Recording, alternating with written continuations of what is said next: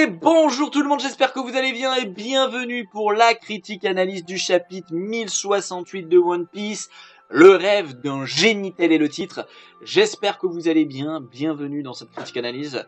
On continue avec ce nouveau format où je vous rappelle, je ne prends pas page par page le chapitre, mais je vous donne ce que j'ai pu noter d'intéressant dans ce chapitre. N'hésitez pas à me dire dans les commentaires si vous préférez ce nouveau format ou si vous préférez l'ancien où je prenais le chapitre page par page. J'espère que vous avez aimé la critique analyse du chapitre 1067. On commence celle du 1068. C'est parti. Donc on commence le chapitre 1068 avec la cover où on revoit tout simplement Judge et César qui se sont bien cassés la gueule. On les voit avec des beaux œils au beurre noir. Et en fait, j'ai l'impression qu'ils commencent à se souvenir d'eux chez les Mads. Vu qu'on voit encore les bulles et vous savez une image de Vegapunk avec sa grande lance, mais on voit deux silhouettes derrière qui sont en noir et qui on voit pas le détail. Je me dis que ces deux silhouettes on ne les connaît pas. Pourquoi je vous dis ça? Tout simplement parce que si ça avait été Judge ou César, il aurait dessiné les silhouettes de Judge ou César. Là il dessine deux silhouettes qu'on n'identifie pas, qui sont dans l'ombre. Donc, est-ce que Oda, avec cette mini-aventure, commencerait pas petit à petit à nous donner plus d'informations sur les Mads? Voilà, moi je trouve ça quand même assez intéressant. Voilà, je vous le dis, voilà. Bon, ensuite on commence le chapitre avec bien sûr Vegapunk numéro 4 qui remercie le CP0 et qui indique que le Séraphin de Kuma peut rentrer tout seul sur Egghead. D'ailleurs, il félicite même le CP0 d'avoir réussi cette mission de restitution du Séraphin et que ils peuvent maintenant, s'ils ont faim, s'ils ont froid, ou parce que c'est ce que dit Kaku, hein, oui, il fait froid, etc. Ben, il y a la base du G14 de la marine juste à côté. Mais en fait, à ce moment-là, Lucci fait une réflexion en parlant à Vegapunk en lui disant « Oui, mais Vegapunk, c'est bien vous. Ah, et bien alors attendez, laissez-moi vous poser une question, mais pourquoi ?» Et on apprend du coup à ce moment-là pourquoi le navire du CP5 a disparu il y a 2 mois, pourquoi celui du CP7 a disparu il y a 1 mois, et pourquoi celui du CP8 a disparu il y a même pas 2 semaines. Qu'est-ce qui s'est passé? Et là en fait on se rend compte que Vegapunk n'est pas au courant. En fait il ne comprend pas, même il dit mais attendez, Lucci, vous nous demandez des explications, mais on voit Lucci demander des explications, mais il dit mais en fait on vous assure, on a vu les navires dont vous parlez partir d'Egghead, on les a vus partir. Donc, qu'est-ce qui s'est passé avec ces navires? C'est quand même le CP5, le CP7 et le CP8. Ok, ce n'est pas le CP0, que c'est pas le CP9, mais c'est quand même des agents du Cypherpol, c'est pas des pitres, qui sont dans un endroit du nouveau monde qui est quand même très avancé, tu vois, on n'est pas sur une partie du nouveau monde où des pirates random peuvent voyager, on est dans un endroit très reculé. Ma théorie sur ça, bien évidemment, c'est l'armée des révolutionnaires. Qui d'autre? En fait, je trouverais ça assez intéressant que l'armée révolutionnaire prenne en chasse les navires du Cypherpol qui repartent avec Vegapunk qui dirait voilà le Cypherpol vient de partir, mais en fait le seul problème de cette théorie de s'imaginer ça, c'est Dragon vient de dire qu'ils viennent tout juste de rentrer en action, donc ça veut dire qu'ils sont rentrés en action il y a déjà 2 mois, mais en même temps il dit on vient tout juste de rentrer en action en guerre dans le dernier chapitre, que la lutte vient de commencer, mais le fait est on a déjà vu l'armée révolutionnaire libérer des peuples avant ça. Donc en fait, si ça colle, voilà, je me fais des propres réflexions, en fait. Mais ouais, pourquoi pas l'armée révolutionnaire, en fait, qui tout simplement arrêterait et emprisonnerait des membres du Cypherpol. Voilà, parce qu'ils apprendraient des trucs. Ou alors, c'est le gouvernement mondial qui se rend compte que les membres du Cypherpol, quand ils arrivent à Egghead, apprennent des trucs, et quand ils repartent, bon, ils en savent trop, on les élimine, quoi. Mais ce qui m'étonne, ça voudrait dire que dans ce cas-là, si Lucci rend le Séraphin et s'en va, ils élimineraient Lucci. Est-ce que vraiment le gouvernement mondial peut se permettre de supprimer le plus puissant membre du Cypherpol, le chef du Cypherpol 0? Cypherpol, je suis pas sûr. Non, je suis pas sûr. Donc moi, je pars plus sur le fait que c'est les révolutionnaires, ou en tout cas une entité qui s'attaque quand ils repartent d'Egghead, qui s'est attaqué à ces 3 navires du CP, donc le CP5, le CP7 et le CP8. Lucci, du coup, on se rend compte qu'en fait, il n'est pas du tout rassuré par les explications, il n'est pas du tout convaincu, et donc il leur donne l'attaque de l'île, et en fait, je trouve ça assez logique. En réalité, Lucci, c'est un bourrin, on le sait, lui, il a peur de personne. Et voilà, c'est des gens du Cypherpol, des gens de son organisation ont disparu. Il n'est pas convaincu. Bon, ben, mes hommes, je sais pas où ils sont, je sais pas ce qui s'est passé, je vais venir de force me rendre compte qu'il n'y ait pas de la merde. Et ce qui est assez cool aussi dans ce passage, c'est qu'on voit que, vu que les Vegapunk n'ont pas la même, vous savez, représentent pas la même chose, c'est-à-dire qu'on a, une qui s'énerve, l'autre qui est beaucoup plus calme, qui dit bah, vous pouvez venir voir de vous-même, faire enquêter pour voir s'ils sont là. L'autre qui dit non, c'est une mauvaise idée. L'autre qui s'énerve contre Lucci, qui dit oh tu nous accuses et tout. En fait, c'est trop drôle de voir toutes ces contradictions entre les émotions, entre ce que sont les Vegapunk en fait. Moi, je trouve ça trop cool. Donc Lucci ordonne l'attaque de l'île et du coup ils vont envahir l'île avec le pouvoir du Séraphin de Kuma. Hop, le fruit, hop, ils vont se taper dessus. On revient à Keletrav où on voit le vrai Kuma utiliser son fruit pour se TP quelque part. Il faut quand même parler du fait que son fruit du démon est complètement OP. Il permet de générer des attaques hyper puissantes. Rappelez-vous Thriller Bark, il permet d'enlever les douleurs des gens, il permet de se TP, il permet de TP les gens. Ce fruit, ce Paramecia est incroyable. Moi je trouve que ce fruit du démon est incroyable, et le fait qu'un Séraphin ait en tout cas une partie des capacités de ce fruit du démon telles que la TP, mon dieu, qu'est-ce que c'est fort. À ce moment-là, pardon, on apprend aussi ensuite le rêve de Vegapunk, qui est en fait de pouvoir utiliser un jour l'énergie intangible qui est autour d'eux. Ce qu'on peut appeler l'énergie de l'univers en soi. Tout ce qui est autour de nous, tout ce qui est intangible qu'on ne connaît pas, c'est l'univers en fait. Qu'est-ce que c'est que tout ça? Qu'est-ce que c'est que autour de nous? Pour créer la paix dans le monde. Parce qu'en fait, Jinbei lui en parlant explique, bah oui, ça a toujours été un problème en fait. L'énergie, tu vois, pour les civilisations. Ah mais toi, t'as l'énergie, nous on l'a pas. Bon bah on te tape dessus pour l'avoir. Rappelez-vous, en fait ça fait même référence au début de l'humanité. Une tribu qui avait le feu, une tribu qui l'avait pas, ah ben j'ai envie de taper la tribu qui a le feu pour lui voler le feu. Vous voyez ce que je veux dire? En fait, ça a toujours été ça en fait. L'énergie c'est primordial, c'est pour ça que Vegapunk dit ah, j'ai cette énergie inépuisable, je pourrais la donner à tout le monde et créer la paix. En fait, une forme de paix par rapport à l'énergie, elle sera impossible, il y aura plus de guerre en fait. Et je trouve ça assez joli. Je trouve ça assez beau qu'en vrai en fait. Et ça plaît beaucoup à Luffy parce que Luffy il aime beaucoup les gens qui aiment faire des choses pour les autres en fait. On le voit dans le chapitre, mais on le sait depuis longtemps. Les gens qui s'occupent de prendre soin des autres, il aime beaucoup Luffy. D'ailleurs, il nous dit même que en fait, et d'ailleurs c'est assez important, Vegapunk dit que cette énergie qu'il veut utiliser, elle est assez proche de l'énergie du siècle oublié, de cette énergie antique, et que d'ailleurs en fait, c'est en se rendant compte de ça et en voulant en apprendre plus sur cette énergie, sur le siècle oublié et tout, qu'il s'est mis en danger. Et qu'en fait, il a tellement appris de trucs, ou il a tellement frôlé des connaissances proches de celles qu'a pu apprendre les gens d'Ohara, que ben, c'est logique, il le sait, le gouvernement mondial veut l'éliminer parce qu'il en sait trop. Ça revient, souvenez-vous, au chapitre 1067 à ma critique, où je vous disais que le gouvernement mondial veut supprimer toutes les informations d'histoire qui lui vont pas, tu vois. C'est assez intéressant aussi de dire ça, c'est que souvenez-vous, juste avant, Jinbei et Vegapunk parlent du fait que l'énergie, le fait de vouloir l'énergie de l'autre, etc., ça a déjà créé des guerres, plein de guerres dans l'histoire. Est-ce qu'en fait, à la base, les royaumes ne se seraient pas rebellés contre le siècle oublié pour voler la technologie et l'énergie? En fait, est-ce que ça serait pas ça plutôt? Est-ce que ça serait pas ça?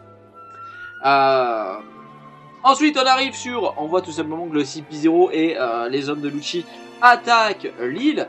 Oh là là, mais quel bonheur. Lucci a un flow monumental. Ce perso a un chara-design incroyable entre sa forme hybride, sa forme... Enfin, je trouve qu'il est incroyable. D'ailleurs, c'est pas la forme hybride, non, quand il devient tigre, complètement un tigre. Non, c'est sa forme de Zoan, en fait. Non, il a pas de forme hybride. On connaît pas de forme hybride de Lucci. D'ailleurs, ça pourrait être intéressant. Déjà, dans le chapitre 967, je vous expliquais que Lucci, je le sous-estime pas. Et que j'espère qu'il a évolué depuis le temps d'Agnès Lobby. Est-ce qu'il aurait pas développé une forme hybride? À voir. On verra ça dans le prochain chapitre. S'il y a combat, parce que s'il faut, il y aura pas combat, en fait. Donc, assez intéressant. Et je trouve que ça fait plaisir de le revoir en fait. Moi ce Cara Design, ce personnage qui est Lucci, quand je le vois dans des films, quand je me rappelle de lui, j'ai du respect pour le mec. Je le déteste, j'aime pas la personne, mais t'as tellement de flow, gros, et tu nous as offert un combat. C'est peut-être mon combat préféré de tout One Piece, donc j'ai un peu de nostalgie, j'ai un petit peu, tu vois, ça me met les frissons, tu vois. Le Rob Lucci, c'était quelqu'un, tu vois. Tu vois ce que je veux dire? Tu vois ce que je veux dire? Ouais, tu vois ce que je veux dire. Donc,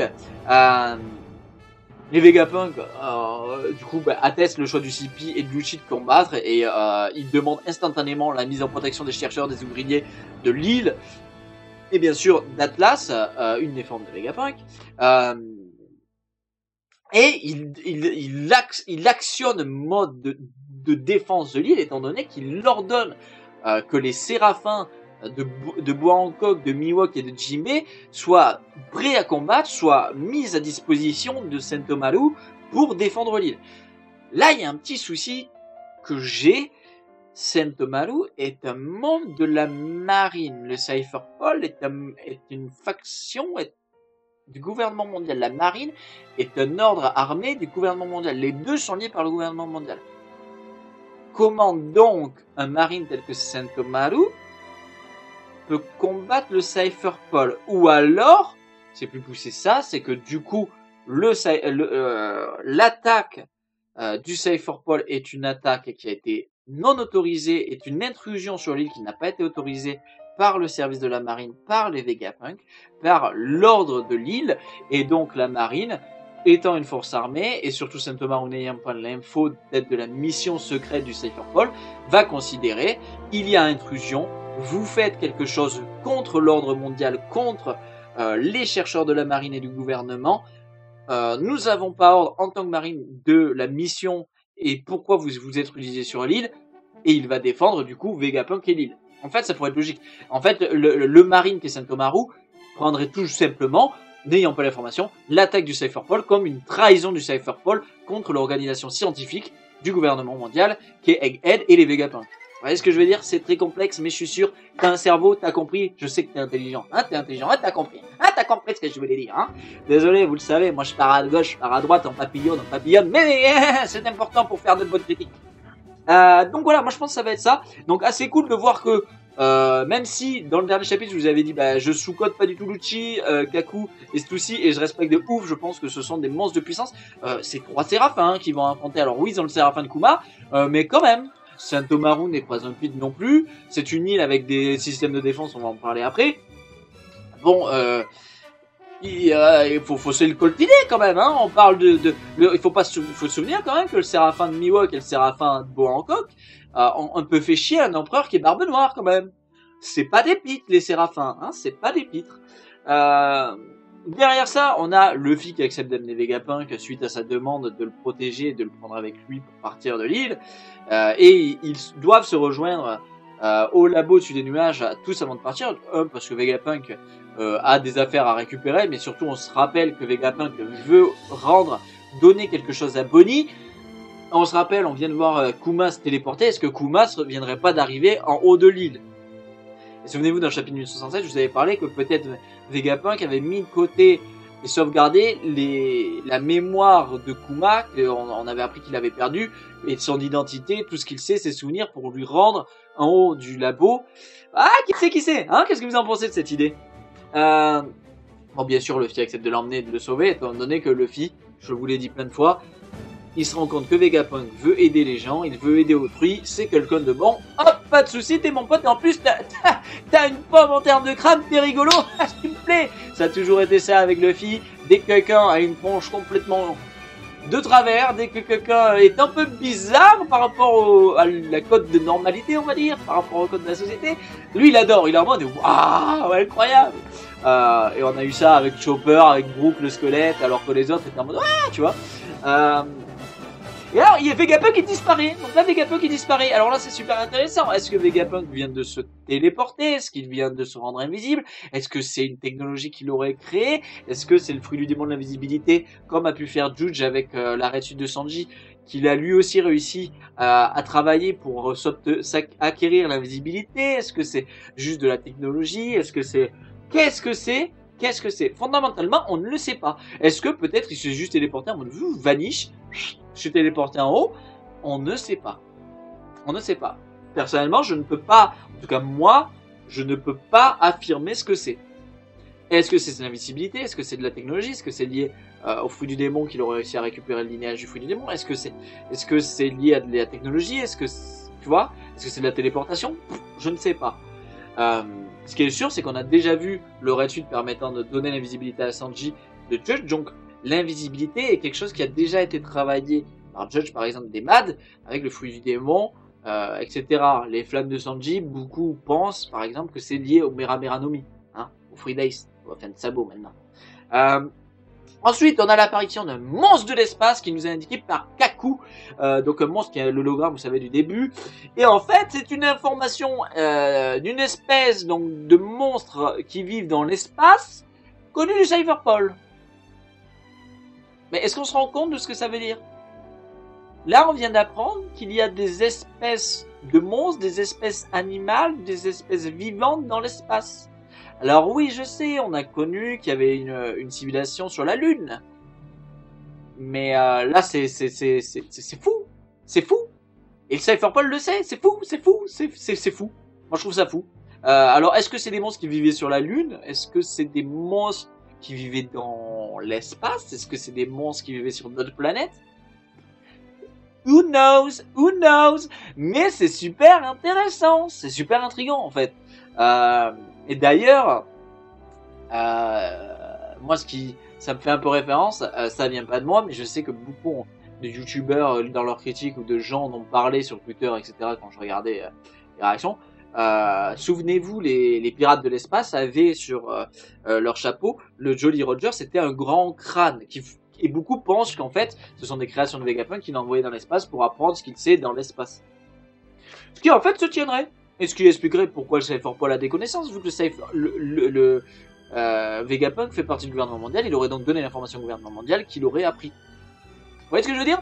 En tout cas, trop cool, trop cool, trop cool. Et par contre, un truc vraiment intéressant, c'est le fait que Stussy a des souvenirs du lieu, elle connaît les mécanismes de défense du labo, elle connaît Atlas, elle va même elle va même expliquer que c'est à Lucci et tout. Ah bah c'est Atlas, une des formes de Vegapunk. Est-ce que c'est une ancienne scientifique? Peut-être une des formes et des silhouettes teasées dans la mini-aventure, souvenez-vous, dans la cover avec J.J. César dans la petite bulle de souvenirs. Est-ce que c'était une proche de Vegapunk? Quel âge elle a réellement? Qui est-elle réellement? Intrigante, ceci, très intrigante, très intrigante, je trouve. D'ailleurs, ce qui est assez cool, c'est de voir Atlas, qui en fait, les autres Vegapunk voulaient la protéger, en fait. Eh ben non, elle aime pas le fait que quelqu'un est en train de foutre le bordel sur son île. Il y a elle peut foutre le bordel, mais pas les autres. Et donc, elle va défendre Egghead. Mais le problème, c'est que c'est Rob Lucci en face. Et Atlas, je t'aime bien, t'es peut-être très endurante. La preuve, c'est que tu survis au 6 pouvoirs gun. Mais tu peux l'endurer, mais tu peux pas le battre. C'est Rob Lucci en fait. Et c'est pas un pitre. Et peut-être que t'es très endurante, même c'est sûr, parce qu'elle a réussi à y survivre au 6 pouvoirs gun, et que Rob Lucci, avec la puissance actuelle qu'il a, il est même étonné. Il dit waouh, t'as réussi à endurer ça, t'es pas mort. T'es pas mort sur le coup, t'es pas détruite sur le coup.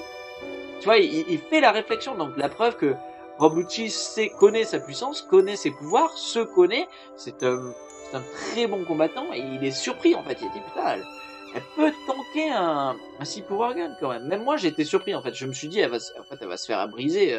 On la voit briser, c'est fini. Et en fait Rob Lucci dit ah ben non, je l'ai pas one shot. Donc moi je suis pas dans le sens. Je sais qu'il y a des gens qui sont en mode oh là Lucci il a même pas réussi à one shot Atlas.